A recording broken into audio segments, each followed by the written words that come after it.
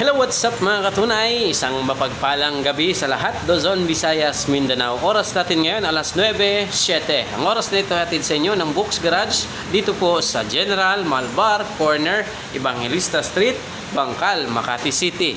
So yan mga katunay, alam nyo ba, sa aming probinsya, sa Bukidnon, meron po kaming bukod tanging bunga ng prutas na may lasang mangga, lasang papaya, lasang melon, at yung kanyang bawat kagat mo ay malalasap mo parang pumpkin, no? Yung nakikita natin sa mga Halloween. Masarap pala yun mga katunay. Alam nyo ba kung ano yan? Sa tawag ngayon dito sa Luzon, nakatikim ka na ba ng chupa-chupa? Mga kabigada, nakatsupa-tsupa ka na ba? O nakatikim ka na ba ng chupa-chupa? This fruit is called chupa chupa, also known as Quararibia cordata or South American sapote. It is a rare tropical delicacy native to Colombia, Brazil, Ecuador, and Peru. For centuries, it has thrived in the Amazon rainforest and along the Andes foothills. The fruit has a thick brown skin, soft yellow-orange flesh, and a flavor that tastes like a blend of mango, melon, papaya, and chico. Did you know? The name chupa comes from the Spanish word chupar, which means to suck. Locals enjoy it by sucking the sweet, juicy flesh straight from the seed. Today, this unique fruit is being introduced in the Philippines through Bukidnon farmers. Rich in vitamin C, fiber, and antioxidants, Chupa Chupa is a tropical treasure that deserves to be rediscovered and loved by more Filipinos. Kaya kung gusto mo matikman, sa halagang 200 pesos, makakatsupa-tsupa ka na. Kung hindi pa, bisitahin mo na ang Facebook page ni Simpidak Philippines at iba pa. At syempre, i-follow nyo na din at like and share. At kung gusto nyo yung ma-direct message, ang founder ng Simpidak Philippines at iba pa, bisitahin nyo ang Facebook page ni Sir Jong Flores. So ayan mga katunay, huwag na nating patagalin pa dahil ang Chupa Chupa, rare fruit po siya na hindi nyo pa siguro nakita. Kasi ang akala nyo lang, basta puno, namumunga, puno siya. Pero hindi natin alam, ito ay mayroong sekretong bunga. Ito po yung Chupa Chupa. Ayan. Trending to ngayon sa social media, no?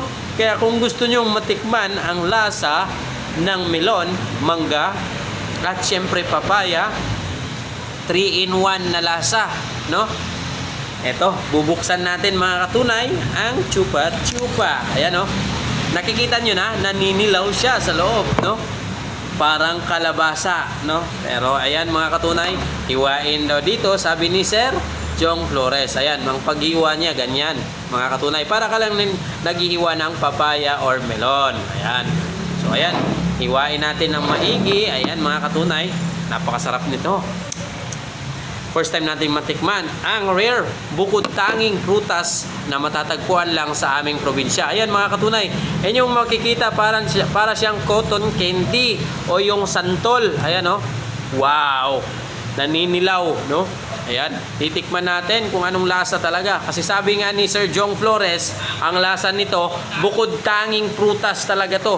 Bukod tanging prutas na matatagpuan lang sa Bukidnon.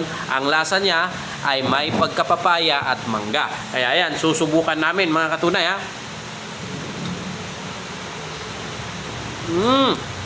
Malinamnam. Para talaga siyang yung kalabasa, no, na candy, no? Anong English doon? Squash candy, no? Kung jam squash, no? Ayan mga katunay, hindi ko pa naubos, ha. Titikman ko pa ulit. Masarap talaga to. Kaya kung gusto niyo umorder, nako, mag-message kayo sa akin, or kung gusto niyo mag-direct sa Simpidak Philippines, most probably, no? Very responsive, no? Advance sa mag-reply si Sir Jong. So ayan mga katunay, titikman natin.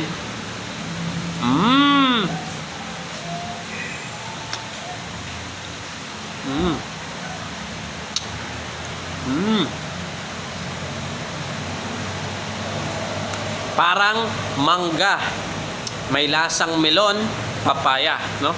Malinamnam. Ang katas niya sobrang tamis Kaya nga, nakaka-addict talaga siguro itong chupa-chupa. Kaya kung gusto nyong ma-addict, huwag sa bisyo ha, dito sa prutas na bukod tangi ang kanyang bunga na kung tawagin dito sa atin sa Pilipinas, chupa-chupa. Pero sa English mga katunay, ito po ay American sapote, no? Kapatid po ito ng black sapote, no? So ayan mga katunay.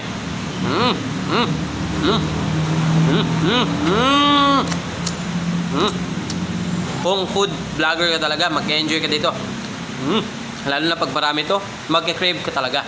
Kaya na, pang hinihintay nyo mga katunay, bisitahin na ang Facebook page ni Sir John Flores, nasa baba. Ayan, nakikita nyo naman. At syempre, follow nyo na din po ang Simply Duck Philippines para updated po kayo sa kanyang ganap kung saan pa siya magdi-display. So hanggang bukas na lang po yung kanyang pag-display sa Cartilla, sa Katipunan, sa Manila City Hall. Dito po sa National Capital Region. Akalain nyo yun, nag-iisang probinsya ng Bukidnon, merong isang lungsod na nagrepresenta ng sikat ngayon na chupa-chupa. Hindi lang chupa-chupa, meron din po siyang Simply Duck. 3-in-1 din po ang lasa na may lasang langka, durian, marang, nasa isang bunga. Hindi mo na kailangan pang bumili ng iba't ibang klaseng prutas dahil nasa isang bunga na siya. Tinatawag itong Simply Duck. Ito, chupa-chupa. 3-in-1 din po ang kanyang lasa, mangga, melon, papaya. Ang linamnam, katas niya, lasap mo ang sarap ng papaya, mangga, at melon. Kaya ano bang hinihintay niyo mga katunay? Umorder na! Thank you! God bless! God bless you all, mga katunay. Thank you. Bye.